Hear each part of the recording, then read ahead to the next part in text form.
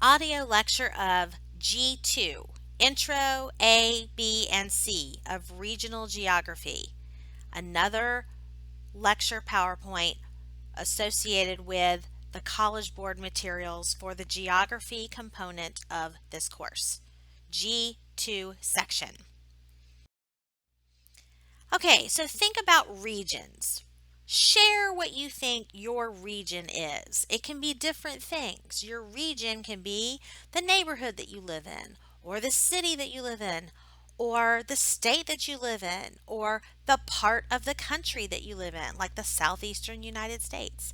Think about your place where you live and as a region, what are the kinds of things around you? Why are there several different regions for the same country? Another thing to ponder as we go through regionalization. Another component of geography. What does the type of region tell us about the map and the author when looking at a regional map?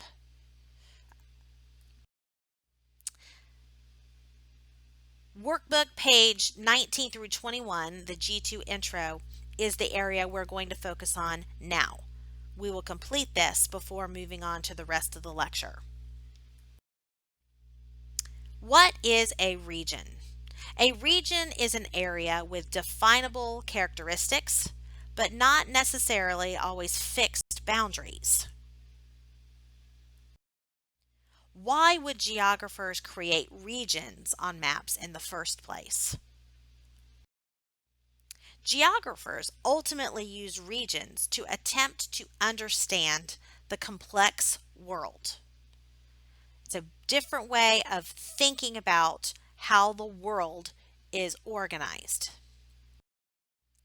So, types of regions. There are human regions. The map on the left shows you census regions and divisions of the United States.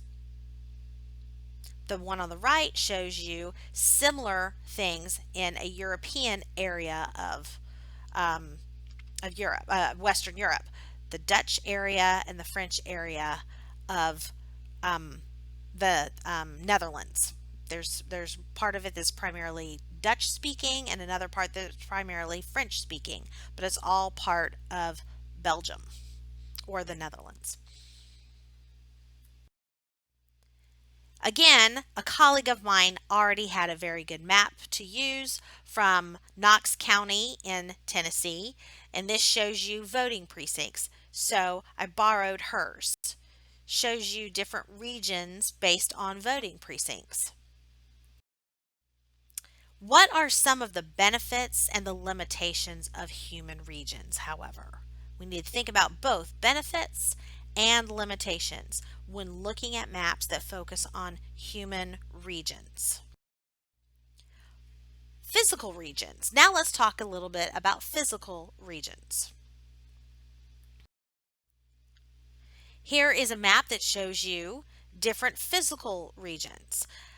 On the south, you see the Gulf Coastal Plain. You see the Central Lowlands. In the middle, you see the Canadian Shield up at the top. You see the Appalachian Mountain Range. You see the Atlantic Coastal Plain. You see the Great Plains through the center. You see the Rocky Mountain Ranges, the Great Basin, the Cascade Range, the Sierra Nevada Range, the Coastal Range, etc., etc.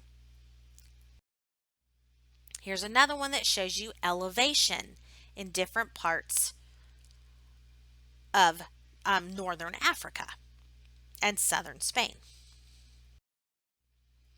Here is a world map that shows you different